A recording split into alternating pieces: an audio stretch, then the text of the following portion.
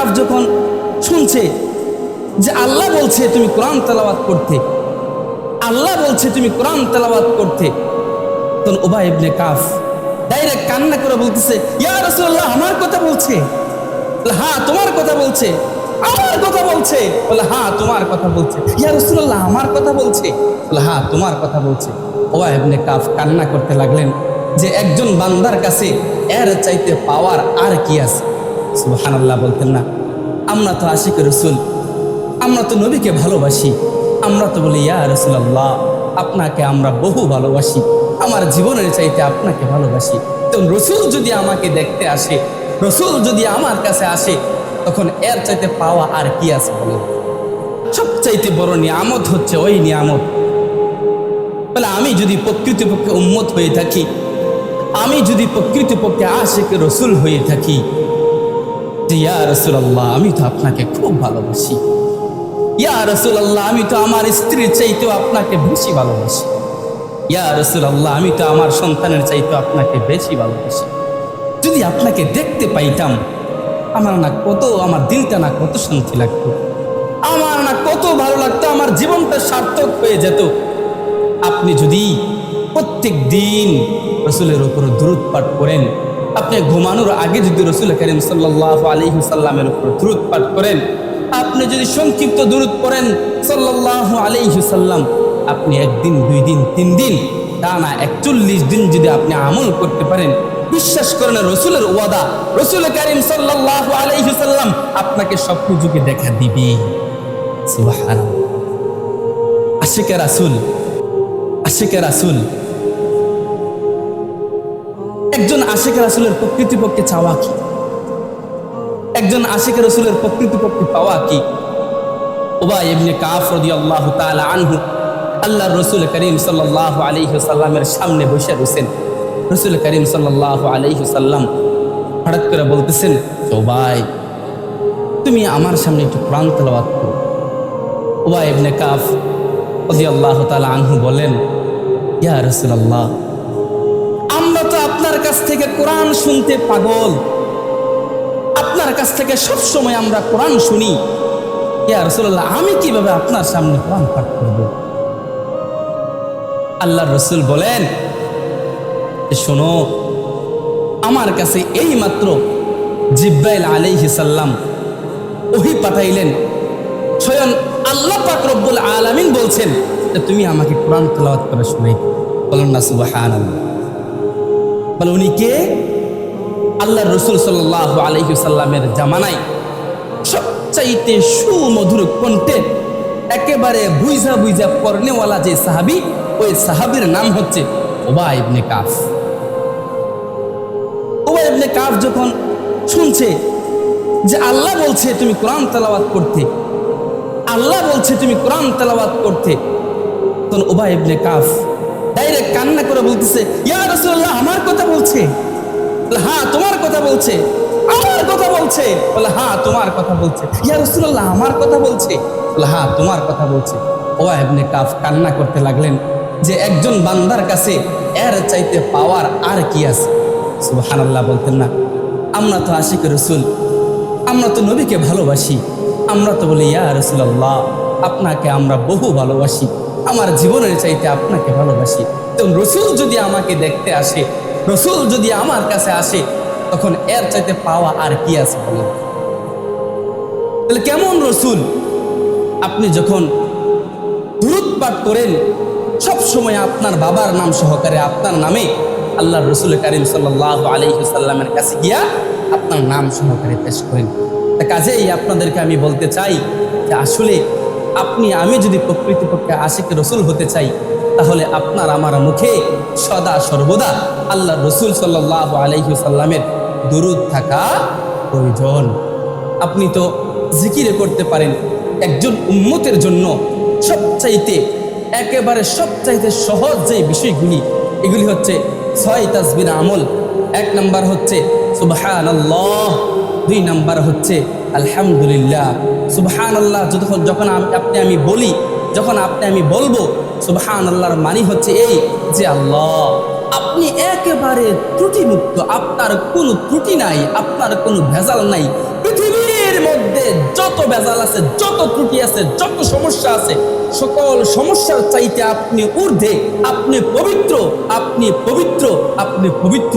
আপনি যখন বলেন আলহামদুলিল্লাহ, আল্লাহ আপনি সমস্ত প্রশংসার মালিক, আল্লাহ সমস্ত প্রশংসা আপনার জন্য।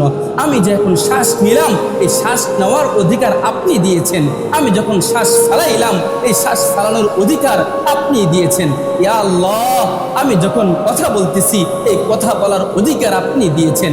আমি যখন মুখ বন্ধ করে ঘুমাই, এই ঘুমার মাধ্যমে শ্বাস যখন আমি নেই, এই শ্বাস নেওয়ার অধিকার আপনি দিয়েছেন। আপনি বাদে আমাকে খাওয়ানোর কেউ নাই, আপনি বাদে আমাকে পালনের কেউ নাই, আপনি বাদে আমাকে লালনের কেউ নাই। ইয়া আল্লাহ, আলহামদুলিল্লাহ, সমস্ত প্রশংসা আল্লাহ আপনার। আপনি যখন বলেন আল্লাহু আকবার, আল্লাহ পৃথিবীর মধ্যে আখিরাত, দুনিয়া, ইহকাল, পরকাল সব কিছুর মধ্যে সবচাইতে বড় আল্লাহ আপনি। আপনাকে আমি ভয় করি মালিক।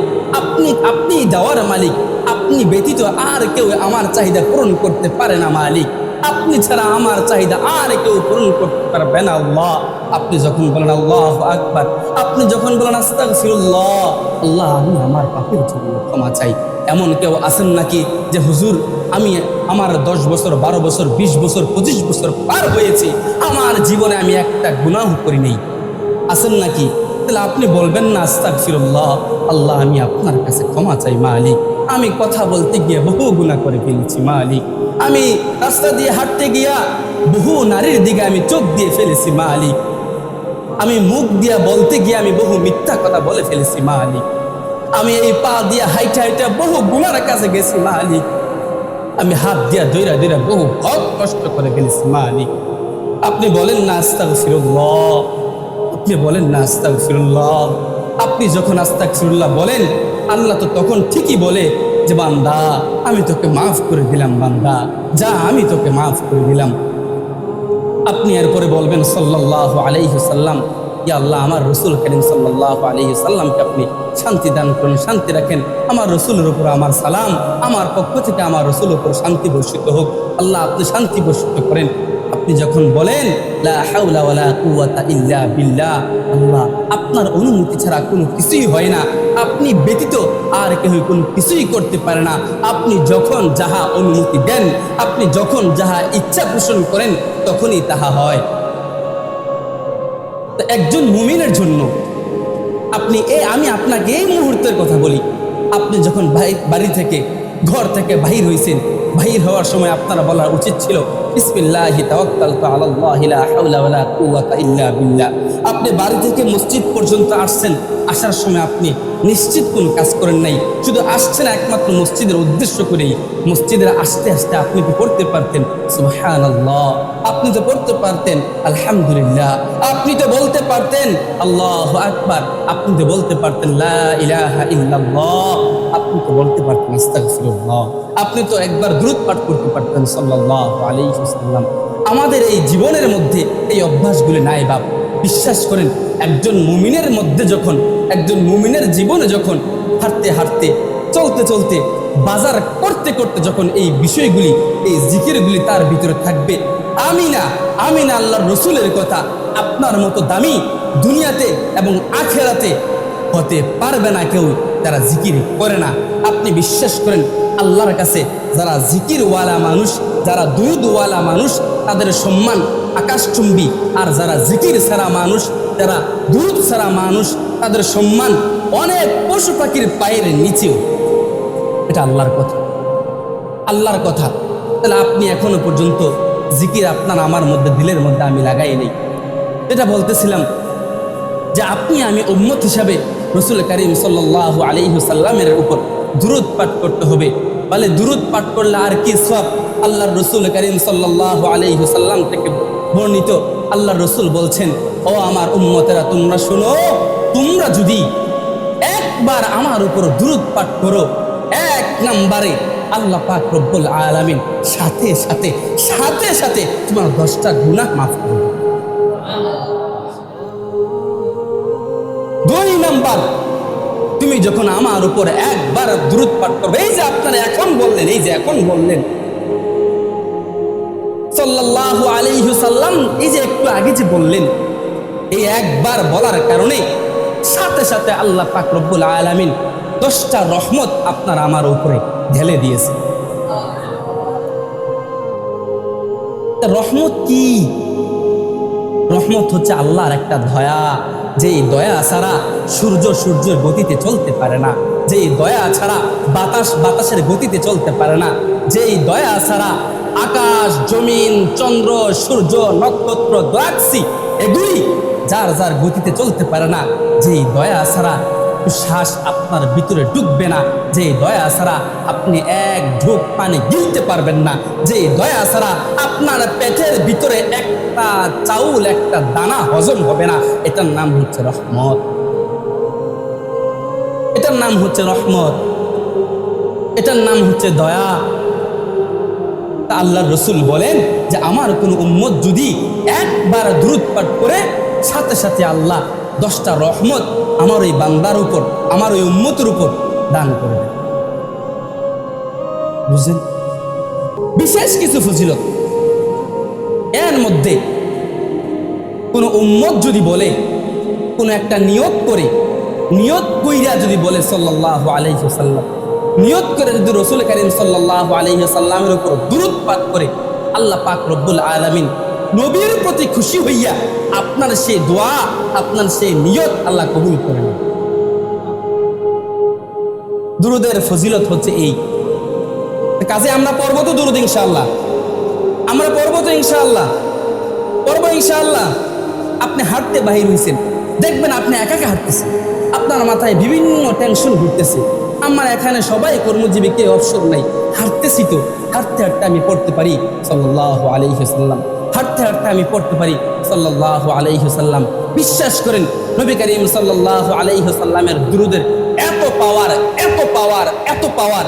আপনার সামনে এক বিপদ, এই বিপদের সম্মুখীন আপনার 10 জন, এই 10 জনের মধ্যে আপনি একজন দুরূদ পাঠ করতেছেন, আল্লাহ পাক রব্বুল আলামিন এই দুরূদের কারণে, এই দুরূদের রহমতের কারণে আপনার এই মহা বিপদ আপনি দেখতেছেন, আপনার সামনে বিপদ, সেই বিপদ থেকে আল্লাহ উদ্ধার করুন।